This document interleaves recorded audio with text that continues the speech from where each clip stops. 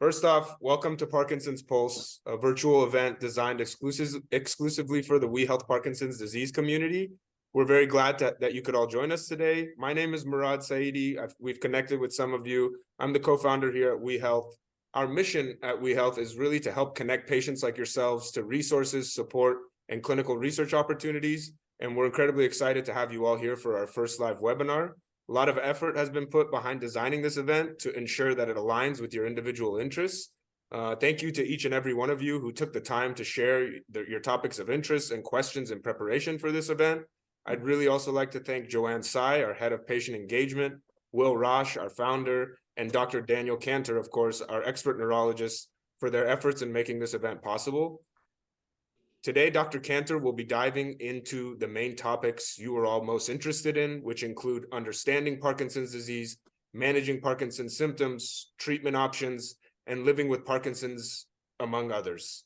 The final 15 to 20 minutes will be set aside for a live Q&A for anything that comes up during the session. So please make sure to write your questions down or feel free to add them to the chat as they come up so we can address them at the end.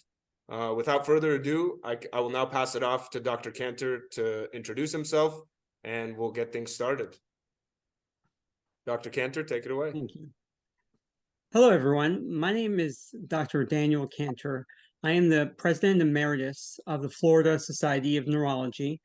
I'm an adjunct professor in the Department of Neuroimmune Medicine at Nova Southeastern, as well as affiliate at Florida Atlantic University. The topic we're going to talk about today is about Parkinson's. And we're going to talk about how we as physicians, as neurologists, see it, and how maybe you can work with your neurologist to better understand your particular condition. So, it was 1700s, and there was no diagnosis or no disease called Parkinson's disease. And then in 1817, Dr. James Parkinson started describing people with what he called paralysis agitans. And he actually did really what's urban medicine. He went around and he saw people who were on the street. He saw people in their real conditions, not bringing them to the clinic. He saw people out and about, and he saw people who had shuffling gait. He saw people who had resting tremor. And by his descriptions, back in 1817, we now have the condition that we call Parkinson disease. You'll notice sometimes I say Parkinson disease, and other times you'll hear people say Parkinson's disease. From a technical point of view, it's Parkinson's disease because it's named after him. It's not his disease, so it's not Parkinson's disease. But all the time, it's called that as well. So, what makes Parkinson or Parkinson's disease different than other conditions that a neurologist might take care of or that people might have? Well, neurologists, as all of you probably know, are specialists who specialize in the brain, spinal cord, and optic nerves of people. And there are several what we call neurodegenerative conditions. I don't love the term. It's a little bit outdated, but it's still commonly used. And the idea is that our neurons, our nerves, our nerve cells in our body are supposed to work optimally. When they don't work optimally, then we say they can degenerate, they can break apart. And what we think happens is there's a very common neurodegenerative disorder named Alzheimer's disease. And then the second most common is called Parkinson's disease. In Parkinson's, we have an effect on, more specifically, the dopamine producing cells, but also other cells that are in the human brain. We need these cells to help us think. We need these cells to help us move. We need these cells to help us do all our daily functions. And when you start to have problems where the cells break down, either because there's not enough energy, the energy metabolism is incorrect, there's too many oxidative stress going on, and not enough antioxidants. For all these various reasons, you could see a breakdown of the neurons.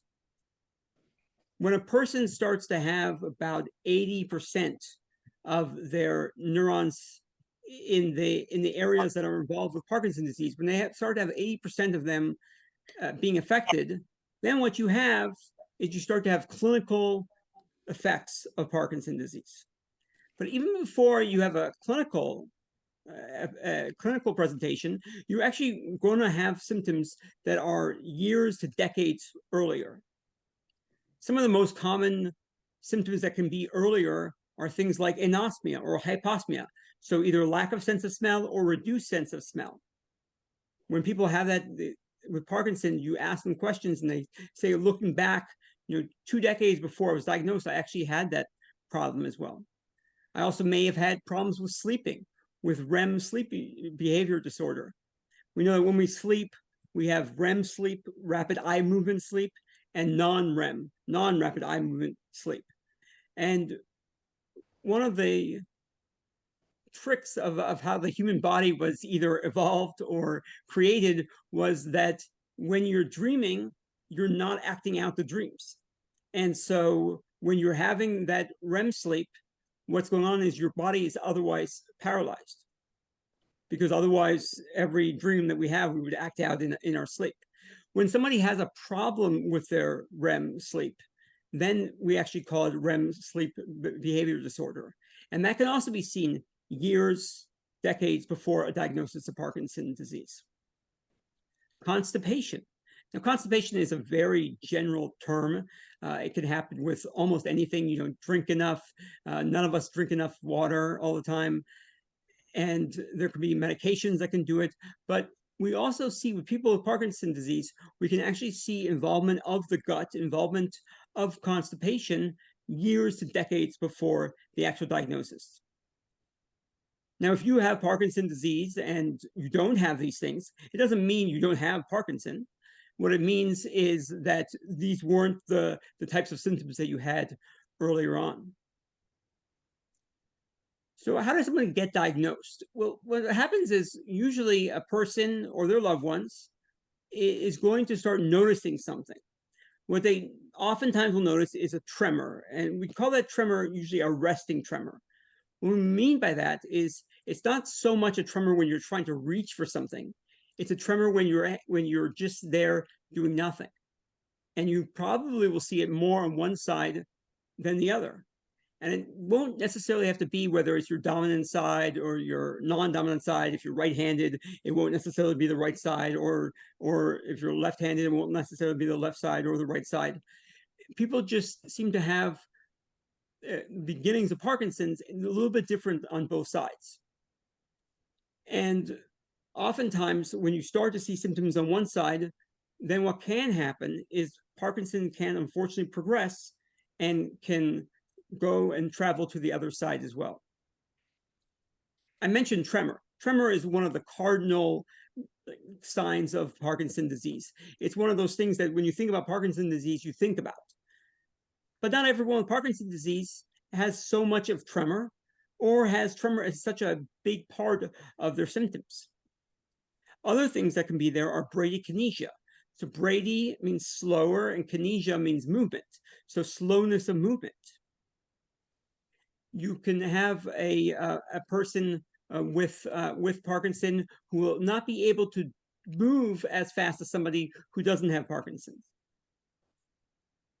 Another cardinal sign that we have is one called rigidity, where your muscles actually feel tighter, and it's a little different than spasticity. And some of you may have heard of spasticity, where a limb might be spastic, especially somebody with cerebral palsy or somebody with other conditions with a stroke might have spasticity. Rigidity is that muscle being hard to move. And we call that specifically in Parkinson cogwheel rigidity.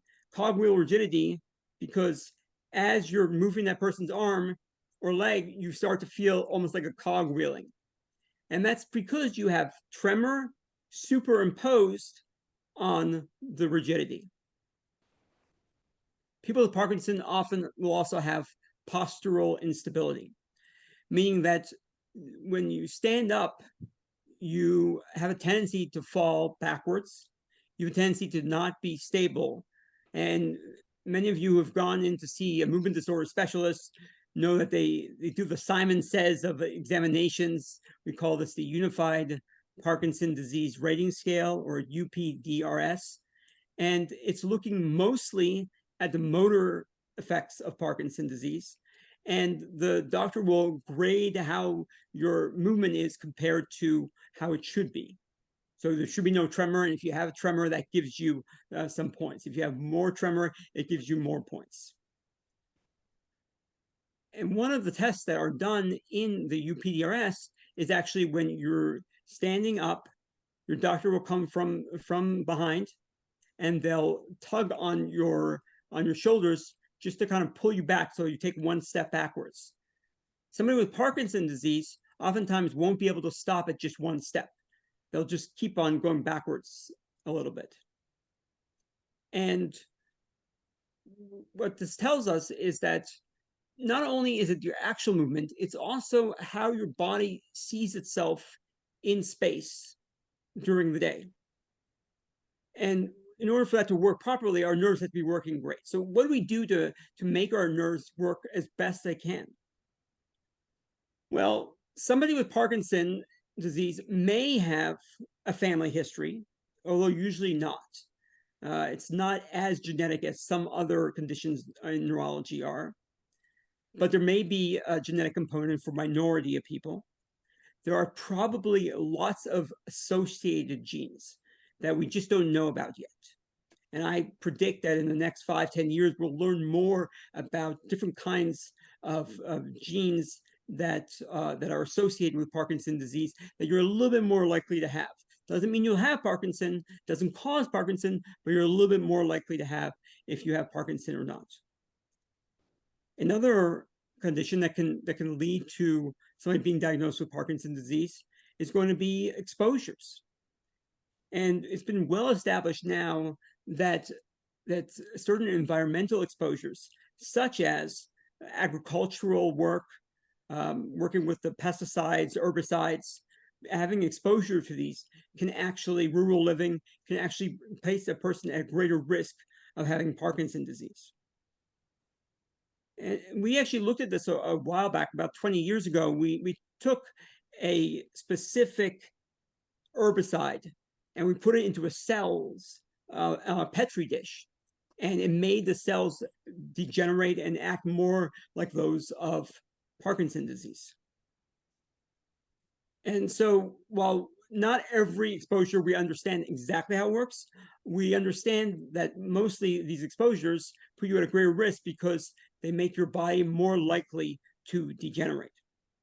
But why does it happen? Why is the degeneration happening? And that is the unanswered question. We don't know why one person will live their life, they'll be 90, 100 years old, they'll never have a problem with movement, and another person, even before the age of 50, might have a problem. Or a person might have a problem in their 60s. Why is it that some people's nerves or neurons degenerate and other people's don't? And that's what we don't understand. So one of the things we're trying to figure out is what happens to these neurons? Why do they degenerate? And some of the aspects that we look at, for example, are something called a problem with autophagy. Autophagy is the normal way that cells live and then die and then are almost eaten up by the person's own body. And a person with Parkinson's disease may have problems with the autophagy. They may have problems with energy metabolism. They may have problems with how their cells take energy and turn it from glucose, from sugar, to actual energy that we're able to use inside the human brain. There's some interest in a particular type of protein called alpha-synuclein. And what happens is, in a person with Parkinson's disease, if you look under the microscope, you will see, oftentimes, something called Lewy bodies, which is basically clumps of these proteins that aren't working right, but that are clumped all together in a person with Parkinson's disease. And there's some interest now in trying to figure out medications to actually fight that and to reduce the amount of the alpha-synuclein. Personally, I'm not sure that this is the right way of us moving forward with Parkinson's disease. Many of you may have heard of some of the controversy surrounding recent FDA approvals of medications for Alzheimer's disease. And there, instead of alpha-synuclein, there's another protein aggregate called amyloid. And it seems like fixing the amyloid doesn't really have that much of an effect on the person's thinking, on their dementia, but it can reduce it a little bit, and it can reduce on specialized imaging, it can reduce the amount of amyloid that's there. But it doesn't mean it's making the person better.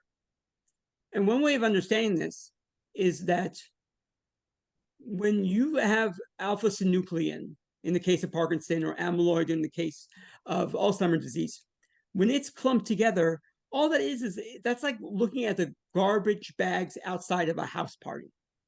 It's not telling you anything about what's happening inside the brain. It's not telling you anything about what's going on inside that person. It's telling you that there's waste that needs to be cleared out. And so even if you reduce that waste, you haven't done anything to affect what's going on inside the brain itself. And that leads us to what is the greatest unmet need in Parkinson's disease. In some conditions in neurology, we started to have medications that not only help the individual symptoms, and those symptoms might be motor symptoms like I've talked about, but they also may be non-motor symptoms. They may be things like depression and anxiety. They may be things like problems with sleep. There may be problems like problems with your blood pressure, where your blood pressure will be erratic and will actually reduce when you stand up and can even make you dizzy. You may have problems with urination. All of those are the non-motor symptoms of Parkinson's disease and can actually be seen in Parkinson's disease. We don't fully understand why. One of the reasons we don't understand fully why is that we think dopamine, it's one of the neurotransmitter that's the most important in Parkinson's disease. We think of dopamine producing cells as being affected. But we know that other cells must be affected, because it's not just dopamine that's a problem in Parkinson's disease. And so we have to try to figure out, how do we actually change the course of someone's disease? Not just to help them move better, not just reduce the tremor, not just to give a person more functional time, but how can we actually go and change the course, change the trajectory of their diagnosis? We call that disease modification. And unfortunately, in the field of Parkinson, we don't have a disease-modifying agent. The most common medications used are medicines that have to do with dopamine. So one of them together, carbidopa, levodopa, oftentimes called Sinemet, and all its variations, is the most commonly used type of treatment for Parkinson's disease. But whether you start the Sinemet now or you start it later, it's not going to change the trajectory of that neurodegeneration. It's not going to change the trajectory of the problems that you have. It just will give a person more time that they can be doing more of the things they love, which is important also. But that's helping the symptom and not helping to change the course of the diagnosis. So how can we actually affect the course of the disease? Well, one way is to try to get the cells that are already there working better. Another way is to try to get cells that aren't being recruited and aren't working, neurons, try to get them to take part and to help out the other cells that are already dying. We can either protect cells from being damaged, or once they're damaged, try to bring them back up to a healthy function. That's why it's so exciting. I actually, aside from being a neurologist, I work for an institute called Gateway Institute for Brain Research. And it's a very simple institute mission. Our mission is to cure Parkinson's disease, not treat the symptoms, but eventually to find a cure. And so with that single focus, what we try to do is we do mathematical modeling of how neurons work. We actually have computer programs. Then we have labs with a Petri dish, and you're actually affecting cells. Then we have animals. Unfortunately, animal experimentation still does happen in medicine. And then we have clinical trials. And we're trying to move more away from the idea of animal studies, partially because there's no great animal model of Parkinson. There's some models we use that the rodents look like Parkinson, but it's never exactly the same. It's never caused by exactly the same thing that a person's Parkinson's disease is. And one of the things we believe is that it's probably going to be individual for different people. And we're really going to have to personalize or deliver precision medicine. So for one person, it may be a problem more of cell death, and another person may be more of a problem of the energy metabolism.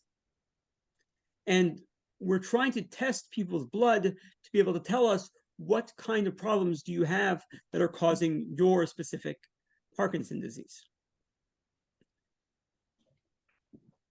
But aside from that, we also want to look at different symptoms.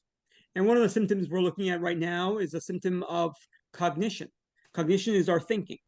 So people with Parkinson's disease may sometimes have problems with cognition, with thinking.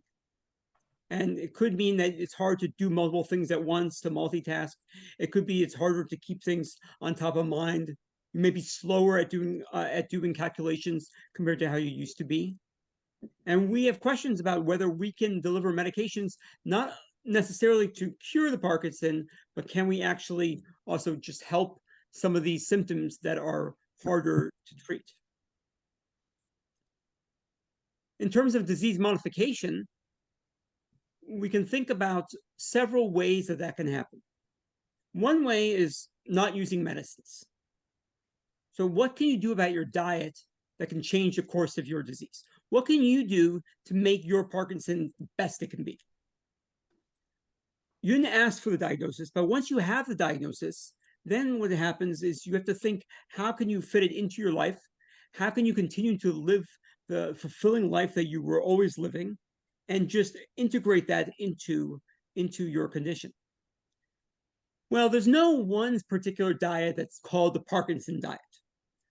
Overall, you'll hear recommendations that will be things like, eat whole foods, not reduce processed foods. These are recommendations that, frankly, all of us should be doing, whether you have Parkinson's disease or not. We probably should go back more to more vegetables and more fruit. We probably should eat less and less gluten, so less and less wheat products. And we probably should have less red meats, more fish products than we do in the American diet.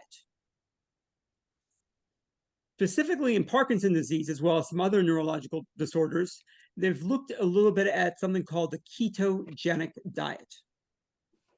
And the ketogenic diet, instead of using glucose or sugar as your main source of energy in carbohydrates, it's using something called ketone bodies.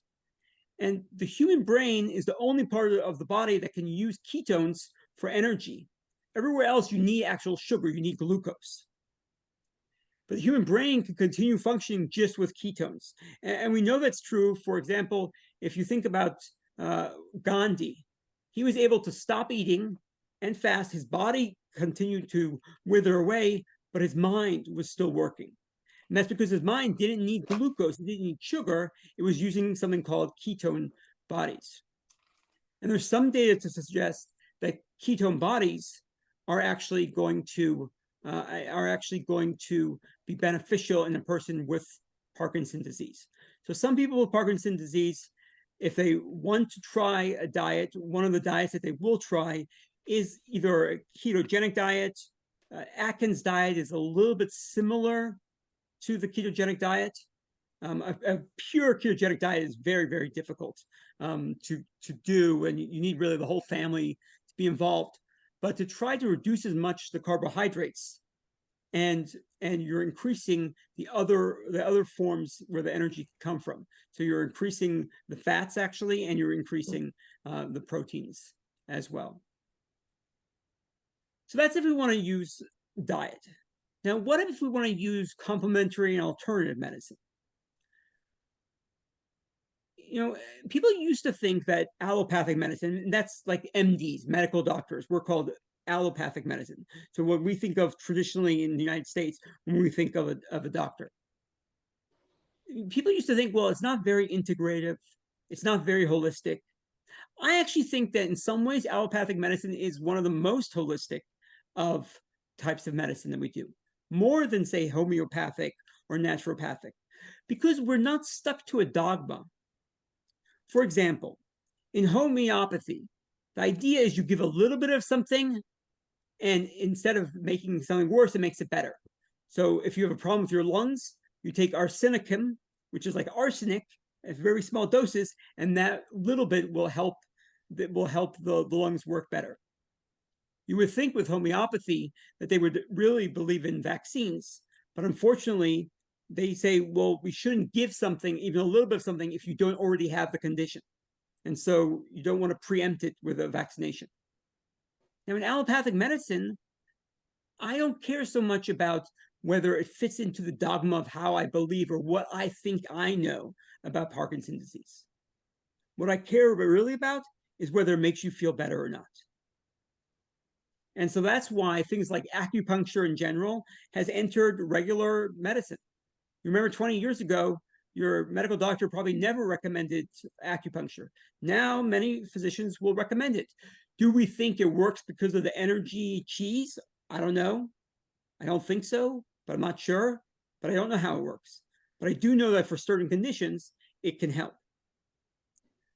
But remember that when we're talking about complementary and alternative medications, we're talking about complementary. What can we do to complement what we already have? So what do we already have? Well, we have non-surgical ways of treating Parkinson's disease, and then we actually have surgical ways of treating it as well.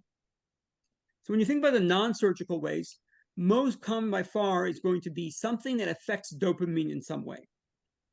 And if any of you have seen the movie Awakenings, with the idea of the people who were frozen, they thought after the Spanish flu, but they were frozen. And then when movement started happening around them, they were able to suddenly catch the ball. They were able to suddenly move. That's similar to what happens to people in Parkinson's disease, where you may get stuck. You may what we call freeze while you're walking. It's not that you're cold, it's just that you're not able to continue movement. And then if there's a checkerboard on the floor or something else that cues your eyes that there's movement, it will help you be able to move. And that's why people in that movie, for example, were able to catch the tennis balls that were thrown at them. And so when we're looking at that has a lot to do with how dopamine interacts in the body, and the way they treated them in Awakenings, and the way, frankly, most people treat in the United States is through that same type of medication, carbidopa, levodopa. The levodopa we think has the actual effect. It puts the dopamine in the brain, but the problem is it's going to be broken down. Dopamine, if you just give dopamine, it gets broken down in your stomach. And so carbidopa keeps it around longer, keeps it around so that it can travel to the central nervous system, to the brain, and get converted into dopamine and help you by having more dopamine. Another way of treating is you use something called a dopamine agonist. So these are medicines that aren't dopamine, but work similarly to dopamine. And you may have heard medicines like Requip or Mirapex, Pramipexole, where what happens is it's not carbidopa, levodopa, so it's not the same as Sinemet, but it is acting like more dopamine. It's acting like the same type of medication that dopamine will do. We have other medicines that are, for example, monoamine oxidase inhibitors. Monoamine oxidase is going to be one of the enzymes. An enzyme is just a fancy word for one thing that breaks other things down. And it's going to break down dopamine. And if you inhibit it, then the less dopamine gets broken down. So there's more dopamine. And as you can tell, I've talked about dopamine, dopamine, and dopamine. But Parkinson's disease is more than just that. It's not just a depletion in selective areas of dopamine. It looks like it affects other types of cells as well. And so why does that happen to someone? Well, one thought is that maybe there's something autoimmune going on in the body. Now, an autoimmune disorder just means auto means to self, and immune means your immune system. Your immune system is basically the body's defense forces against outside invaders, normally against viruses, fungi, bacteria, but sometimes it can be directed against you personally. When that gets directed against the pancreas, we call it type 1 diabetes. When it gets in the skin, against the skin, we call it psoriasis. When it gets against the joints, we call it rheumatoid arthritis. And if there can be a selective part to the dopamine being attacked, it's possible that maybe Parkinson's disease has a component of autoimmunity. That's still an unanswered question. It's one of the questions we're actually trying to answer at Gateway, to try to see how much is the immune system not just a bystander there, but actually causing part of the disease. Not just that you have a reaction to what's going on in your body, but also that the autoimmunity, the body attacking itself, is actually part of the condition itself. Now, there are variations on these medicines. There's, for example, now there's medicines where you deliver dopamine, you deliver carbidopa, levodopa directly into the gut. And so you have a pump that you get implanted that's able to do that. You can have longer acting carbidopa, levodopa. These are all just variations really on the same basic idea. And it's interesting, when I went to one of the American Parkinson's disease meeting, you can feel it in the room. You walk through the halls and it's palpable that the field of Parkinson's disease is ready for a disease-modifying therapy. So one other way we think that maybe we can disease modify is, aside from looking at each individual person and seeing what is the dysfunction and how do we fix that dysfunction in that person, which is obviously very time intensive and very different for everyone, we can maybe give something called stem cells. And stem cells have been in the news a lot, and sometimes there's some misunderstandings about them. Stem cells, firstly, can be either allogeneic or autologous, so either from other people or autologous from yourself. They can either be hematopoietic, so having to do with the blood system, so cells that become white blood cells, for example, or it can be something called mesenchymal, and that's more like cells that can become other things, like, for example, neurons. And we think in Parkinson's disease that perhaps we're going to be able to develop a type of stem cell that's mesenchymal stem cell, and that's going to help the body. Not necessarily, we used to think it was replacing the dead neurons and making new neurons. Now it looks like it's more about creating an environment where your neurons, your cells can actually flourish and they can grow on their own. So you're not actually using a stem cell to replace something, you're using a stem cell to make it possible and give signals for one cell to help another cell and for the neurons to be working better together. Because that's the problem in Parkinson's disease. The neurons aren't communicating to each other in the way that they should be. Oh. There's a network. No. It's not just a problem that's going to be in one area of the brain. It's a problem that's going to be in the different parts of the brain and in those networks that connect between different parts and help us function as best we can. Where else can we look for disease modification? Well, some people are looking at the question of alpha-synuclein. And I mentioned that already, that alpha-synuclein is this protein that then gets aggregated and it forms what we call Lewy bodies. And it's a hallmark on the pathology slide. So when you look at under the microscope of a brain of a person with Parkinson's disease. Some people think that by changing the alpha-synuclein and reducing it, you're actually going to be making the person's Parkinson's better. Personally, I'm not really convinced. I just don't think that the data has yet shown us that simply reducing the alpha-synuclein can have that effect on Parkinson, as opposed to just making it more efficient for the cleanup. If a person has a problem with energy metabolism, one thing we might want to do is fix the energy metabolism in that person. So that person may have oxidative stress, so they may have problems where their cells are actually being stressed. And what we can do is we can give things like antioxidants, and many of you have heard of antioxidants commonly used like NAC, and many physicians also recommend them. And what it can do is, by reducing the amount of the damage that happens in cells because of oxygen, then actually it can help a person's cells work better. So personally, I don't think there's going to be one cure for Parkinson. I think everyone's story is a little bit different, is a little bit unique, not just in the way that you present, not just in that first symptom, not just on which side of the body it is, because it won't necessarily be on the right side if you're right-handed, or on the left side if you're left-handed. It will be on one side or the other, probably starting out more than the other. And usually we'll spread over to the other side, but not always. Sometimes we'll just become worse on that one side.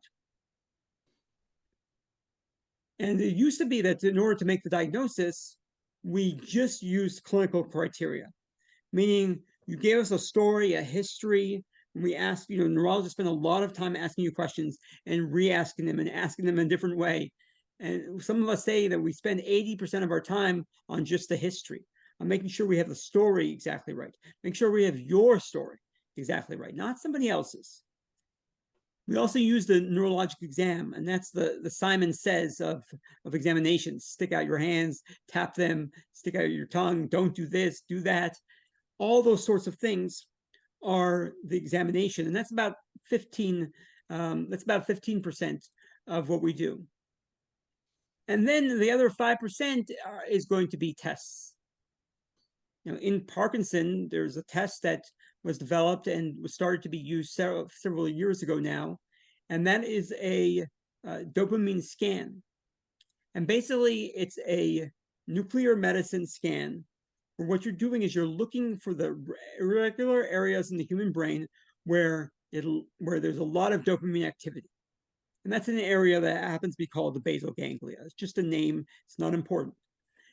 And what you'll see is that a person with Parkinson, there's going to be a reduction of that dopamine in that area as compared to somebody of the same age, same health, but who doesn't have Parkinson's disease.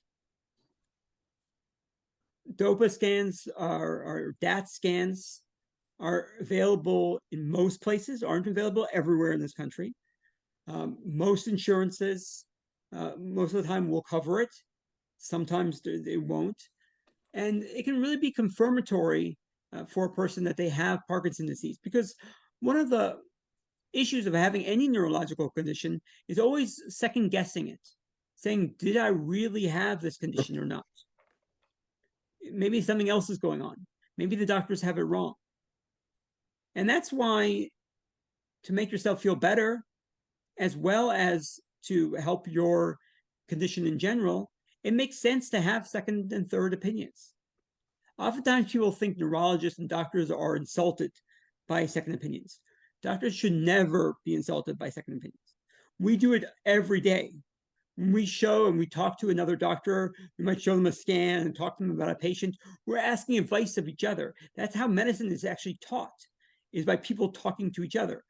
And so a patient going and seeing one doctor and then going for a second opinion to see if they think it's the same thing going on, or if maybe there's something else that's going on, is not insulting. And if you find a physician who's insulted by it, it might be time to find a different physician.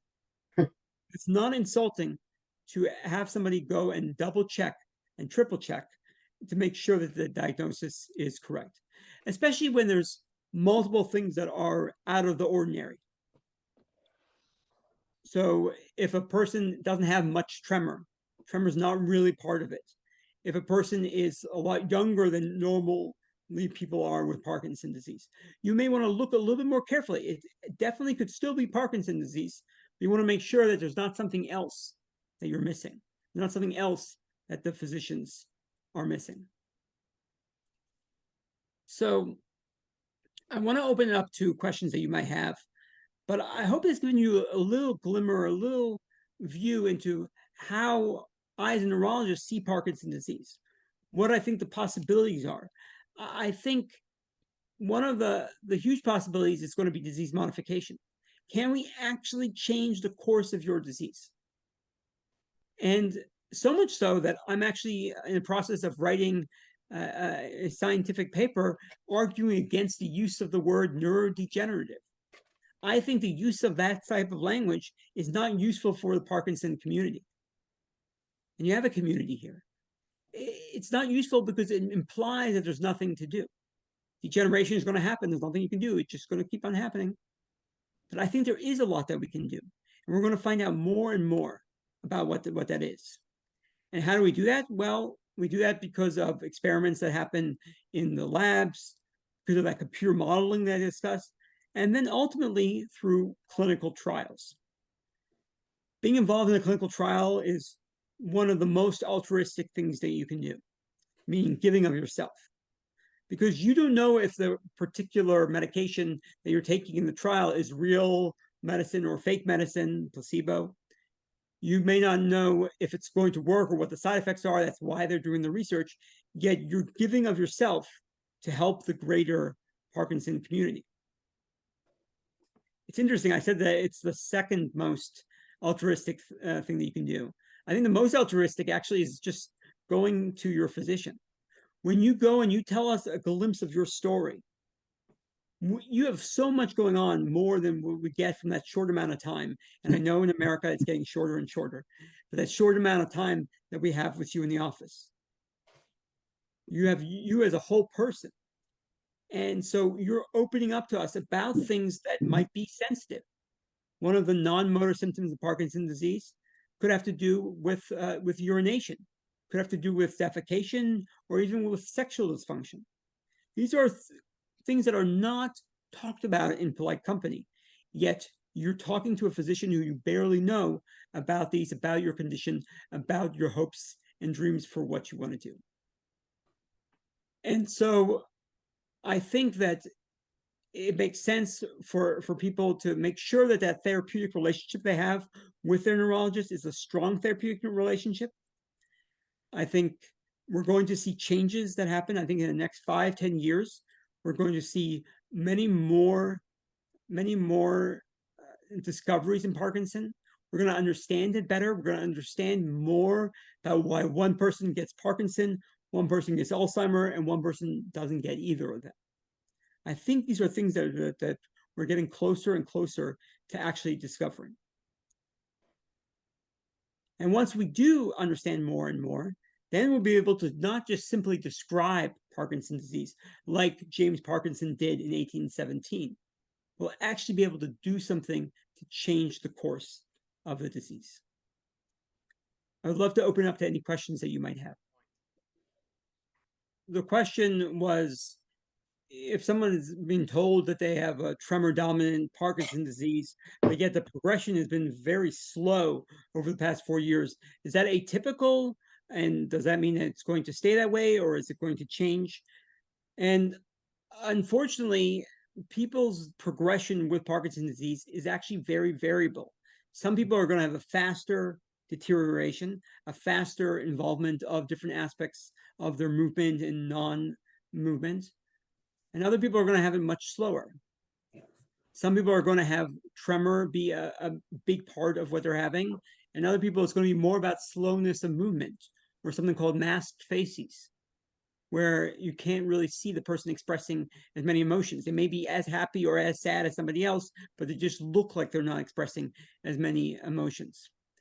And so just by the time course alone, it's difficult to say that something is less likely Parkinson.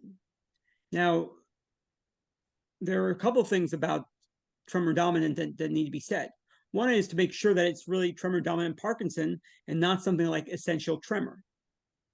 essential tremor or benign familial tremor. It's not so benign always, and it's not always that familial, but it basically is a tremor that's not going to cause or turn into Parkinson's disease. And a lot of times you'll see that in families. And a lot of times Uncle Joe, maybe he had tremors, but every time he drank a beer, he no longer had that tremor. That's a sort of typical story for essential tremor. And the implications of essential tremor are very different than the implications of Parkinson's disease. One of the things that we look at is looking at that dopamine scan. We might also look at alpha-synuclein, that same protein I talked about. It's been found that alpha-synuclein is higher in people with Parkinson's disease, even not in their brain, so in other areas. So there's a skin biopsy that can be done that can show a higher amounts of alpha-synuclein in a person with Parkinson's disease than a person without Parkinson's disease.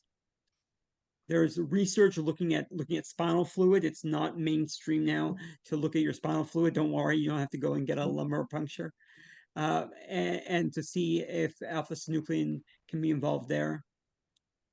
We're trying to understand more about what puts that person at risk for that in general. One of the things might be your gut bacteria that you have, called the microbiome.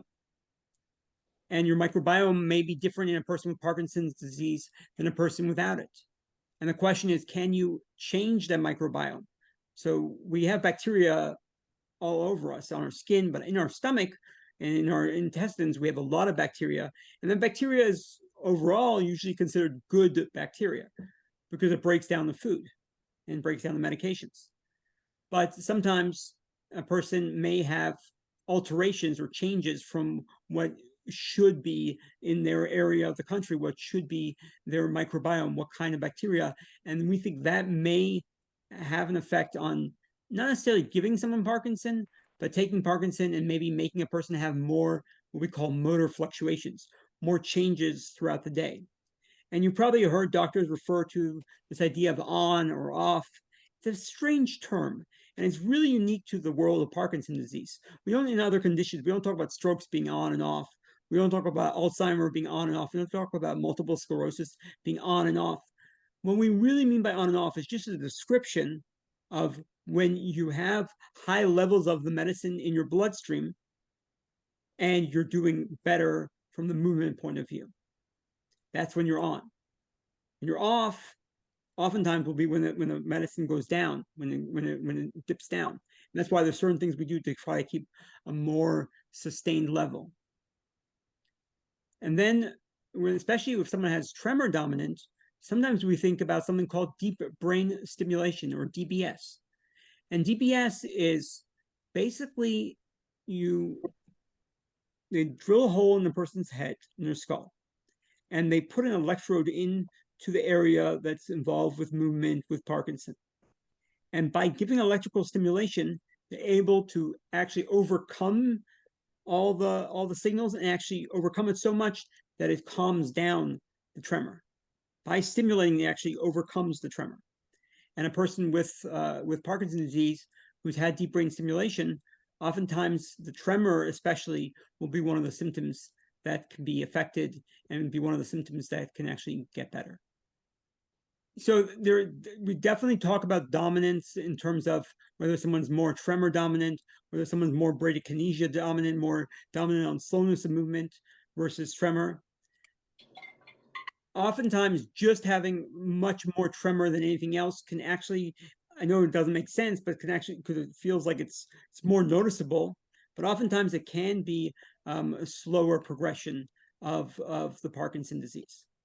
But again, we don't yet have what we call biomarkers to tell us what person is going to A, get Parkinson's disease, and B, if the Parkinson's disease is going to be really affecting them a lot, or if it's going to be a slower progression. We don't yet have those ways. We're trying to develop them. There's a lot of research going into this, but for as much as we've done in modern medicine, there are some basic questions in neurology that we still haven't answered. The question was about B1. B1, so vitamin B1, also called thiamine, There's been some interest of this in Parkinson's disease. What's been noticed is that if you, in some trials, and these aren't large trials, and they're not greatly designed trials. What I mean by that is the best type of clinical trial is when you take people with a condition and you give half the group one treatment and half the group, let's say, no treatment, placebo. And you see what the difference is in how people end up. And even if you compare it to yourself, even if you do what's called a crossover design, where the person gets one treatment and then washes out and then gets another treatment. The studies that have been done with thiamine have been with injectable thiamine, so injectable vitamin B1. And B1 is found in lots of types of food, as well as fortification in cereals and other things as well.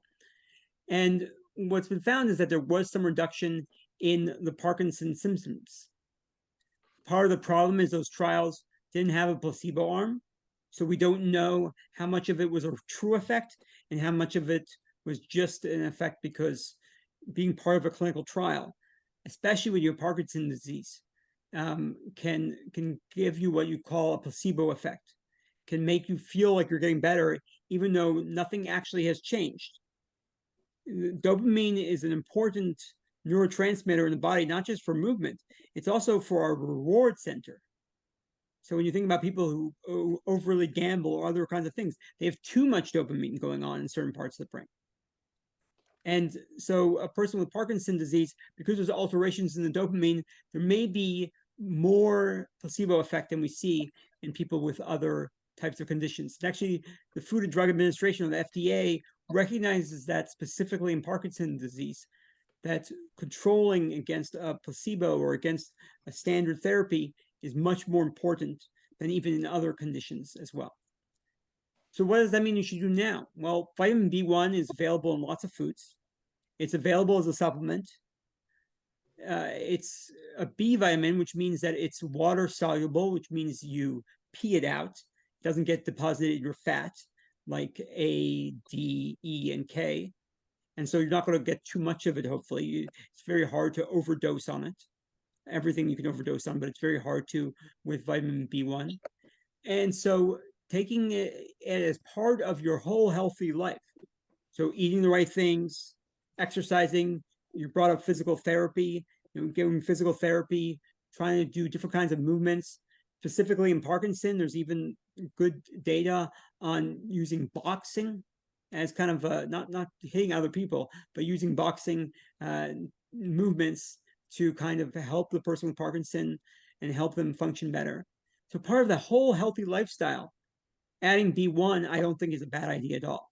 I do think you're having a very good response to vitamin B1, and I think it makes a lot of sense for you to come back to your neurologist, even if they haven't made an appointment for, they say next time you see them is far ways away, maybe make an earlier appointment and specifically bring up the issue of B1 that you think is helping, and this is what it's helping. Because, for example, you just described that your smile, that you're able to have more facial gestures. That makes Yes. sense that that's improving. It makes sense that is one of the problems in Parkinson is because of the slowness of movement and because of the reduction in movement. Then what will happen is the person will have what I call a masked faces, and so they won't be smiling as much. But then Right. the B1 is making you do it more. That's something that can actually, that's a real benefit to you. And your doctor may want to think about not just supplementing orally. They may want to think about supplementing also injectable vitamin B1. Exercise definitely helps symptomatically. So it can help different symptoms. It can definitely make you feel better. Exercise is important for many, many reasons. There does seem to be something in general in neurological conditions where exercise can actually be not just beneficial for your symptoms, it can actually maybe disease modify. I don't think exercise alone could be a full-on disease modifying treatment for Parkinson's disease, but people who exercise, they do have better outcomes. So there is something better about it. And oftentimes you'll see studies, one study might be one type of exercise, another one might be another type of aerobic exercise. It's not so important exactly which type it is, but aerobic exercise, really trying to stress the body in your exercise, actually looks like it's very beneficial, not just to Parkinson's disease, but to other conditions, and really can help not just with physical function, but with cognitive or thinking as well. The question was, I brought up the issue of perhaps there's an autoimmune component to Parkinson's disease, so does it make sense to go to a rheumatologist? It's Parkinson's disease is not in mainstream considered an autoimmune disorder. There are aspects of it that sound autoimmune, right? Specific types of cells are attacked and are reduced. So maybe the body is attacking itself. But a rheumatologist will look for rheumatologic conditions, and oftentimes some of those are other autoimmune disorders, but not specifically with Parkinson's disease. So I don't think that most rheumatologists would feel comfortable being part of that Parkinson's disease treatment. Now, if you also have rheumatoid arthritis or also have lupus or something else, then that's the different story. But just for the Parkinson, I don't think that most rheumatologists would necessarily have much to add. You're asking if there's other types of proteins that are clumped together besides alpha-synuclein. Yeah. So the question was if in Parkinson's disease we talk about alpha-synuclein and these aggregates, and we call them Lewy bodies. Are there other types of proteins? It's really more specifically what we call the alpha-synuclein aggregates. When you have a person who has Alzheimer's disease, not Parkinson, then you're going to have amyloid. But with both of them, you may see some crossover. So a person who has Alzheimer's may also have some more of the alpha-synuclein deposits. So telling you that they're not good in general at garbage disposal. But when it becomes much more of one type of disposal than the other, then that's when we think it's really connected. So although tau and other types of proteins may be involved in Parkinson, by far alpha-synuclein is the one that we're looking at. Great question about sleep, and it's a little bit like a question of chicken and egg, which came first. Although a person with Parkinson's disease, when you ask them about their REM sleep, and you'll find that there was problems for 20 years before the diagnosis, we don't think that a sleep problem leads to Parkinson's disease. It's probably another aspect that's causing both the Parkinson and the sleeping problems. It's probably not being caused by the sleep problems. With that said, it was only 5-10 years ago that we discovered that the human brain has a lymphatic system. We have a lymphatic system throughout our body, and we always thought that the human brain just doesn't have lymph nodes and doesn't have a lymph system. It was only 5-10 years ago that we discovered a whole new other aspect of the human brain. It's kind of amazing when you think about it. You think everything's been discovered, but then you discover something new. And sleep probably is a time when our body rids itself of different kinds of toxins, rids itself of the wear and tear that happens throughout the day, rids itself of other things you've been exposed to, and by doing that is able to help you restore. And when you have non-restorative sleep, that can make everything worse. So although I don't think that the sleep disorder is going to cause Parkinson, I think having a sleep disorder can make your Parkinson's symptoms worse, and it can make it more troublesome. And oftentimes what people need to do is figure out why they're having that sleep problem. Is it a problem of falling asleep? Is it a problem of staying asleep? Is it a problem of you sleeping the right amount of hours, but it's just non-restorative? Is it that your bed partner is snoring too loudly and you're not able to sleep? The most common sleep disorder in the United States is not any of these other fancy kind of conditions that you see on TV or anything. The most common is actually poor sleep hygiene. And what I mean by that is the bedroom is supposed to be used for two things, and one of them is sleep, and the other one is not watching television. We use our bedrooms especially in America, we use our bedrooms for too much. We sometimes people eat in their beds, sometimes people watch TV in their beds.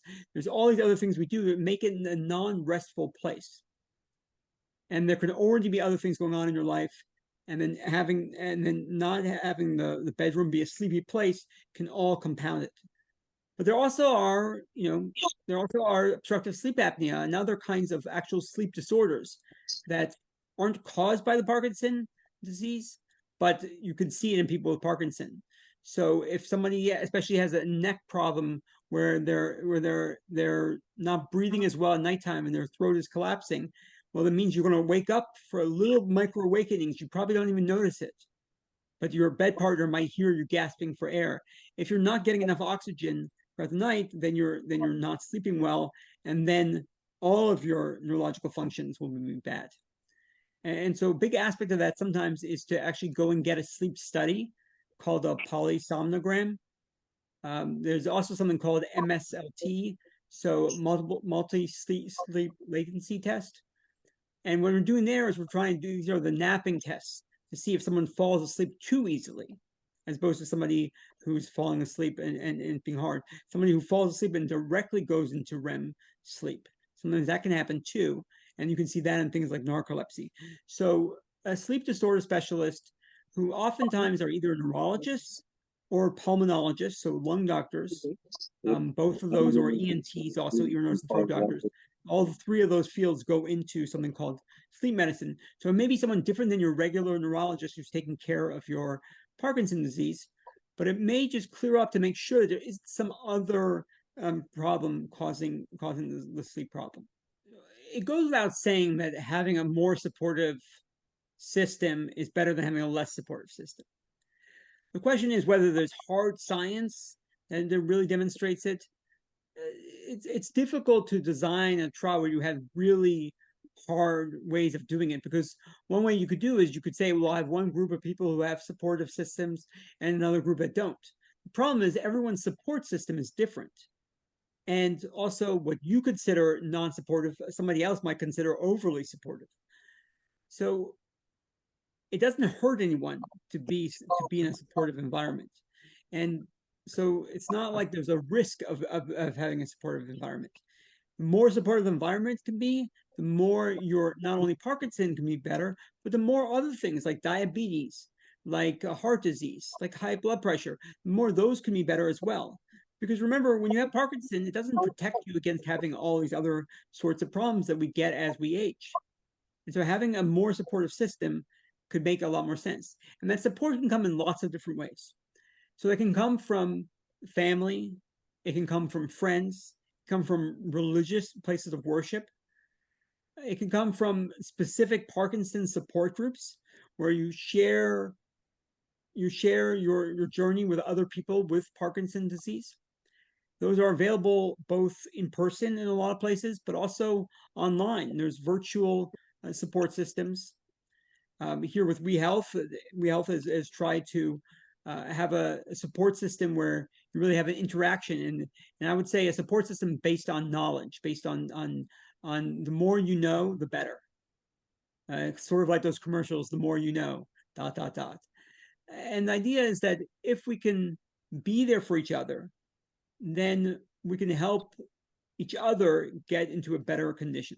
Question is, how do you know that you have Parkinson versus what we sometimes call Parkinson plus? Parkinson plus are conditions that are similar to Parkinson's disease, but aren't actually Parkinson's disease.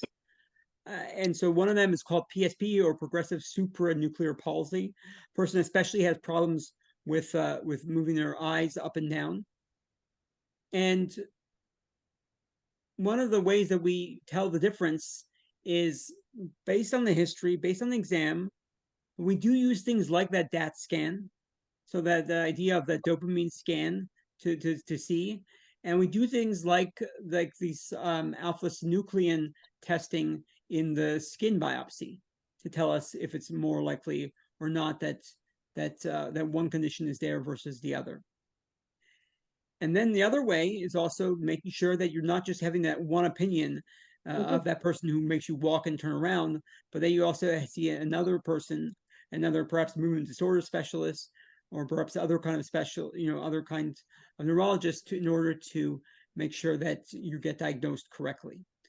There is always a tendency to believe that you or your loved one do not have the disease that we're talking about. It's a natural aspect. It's a natural thing of being diagnosed. Is, well, how could it be? I don't have anyone in my family. Well, most people don't have somebody in their family. What did I do? I didn't work in agriculture. Why is this happening to me? What is going on? We don't fully understand why some people get Parkinson's and other people don't. We don't understand why in some places there's more Parkinson's and some places less Parkinson. But when they asked Michael J. Fox, so America's sweetheart, they asked him, he was part of a television show before Family Ties. There was a sitcom in Canada, and many people in that sitcom all got diagnosed with Parkinson's disease. So it looked like there was a cluster, what we call a cluster, where a group of people in a similar area who developed the same disease. And the question is why? Was there something that they were exposed to? Was there something else? Why was it just by chance? Why did this happen? When they asked him why he doesn't use the resources of the Michael J. Fox Foundation to study that, he answered, the gentleman that he is that there's a lot of other types of clusters in the world, and much bigger and more important than the one that he happened to be part of. So you can't know for sure that you have Parkinson's disease until you've really gone and seen, I would say, probably 1 or 2 second opinions to make sure that this isn't something else. And I think it's actually a very, very good question to ask, to say, my specific question is this Parkinson's disease, or is this something else? Is this Parkinson plus, something like PSP? The answer to that is going to be very different for different people because people's jobs are different. Not only is their Parkinson different, their jobs and the strenuousness of that job. So, for example, if you're a concert pianist and you're having tremor, well, you're probably going to have to stop working a lot earlier than somebody who doesn't have tremor and is somebody who sits in the office as like an attorney or an accountant. So it's going to depend on what type of work you do, and also it's going to depend on how that Parkinson's, how it's affected you. The great thing about living in the United States is the American with Disabilities Act, the ADA. So what that means is your employer is supposed to give reasonable accommodations, but they can't give reasonable accommodations unless you disclose to them that you have the diagnosis. So for oftentimes people might want to be private, especially at the beginning, about their diagnosis. They may not want to share it with colleagues and coworkers, and it might not be the right time to disclose it to your employer. But then at a certain point, it can be that it makes sense for you at that moment in time to disclose it because there's some easy, reasonable accommodations that can be made. For example, bigger pens so that your pen isn't so thin and so it's so hard to hold when you have tremor. Doing different kinds of accommodations to make it easier for you to get in and out of a restroom or something else, with things that the employer can definitely do. They should not be reasons why your job is challenged. You should see an attorney if that happens, and it can let people stay productive, what we call productive members of society, staying in their job for as long as possible. So the question was about coenzyme Q10. So this is another, I would say, supplement that we offer a lot of people with Parkinson's disease. And the data is a little bit mixed, where it looks like in some trials, and these aren't very large trials necessarily, but in some trials it looks like by adding coenzyme Q10 to a person with Parkinson to their whole regimen, you're making their Parkinson a little bit better. And so what that means is a lot of physicians have almost like a cocktail. If you're willing to take other if you're willing to take more medicines. That also depends on if you're on a lot of medicines for something else, right? So if you have other conditions, you may be already on so many pills, it's just too much to ask.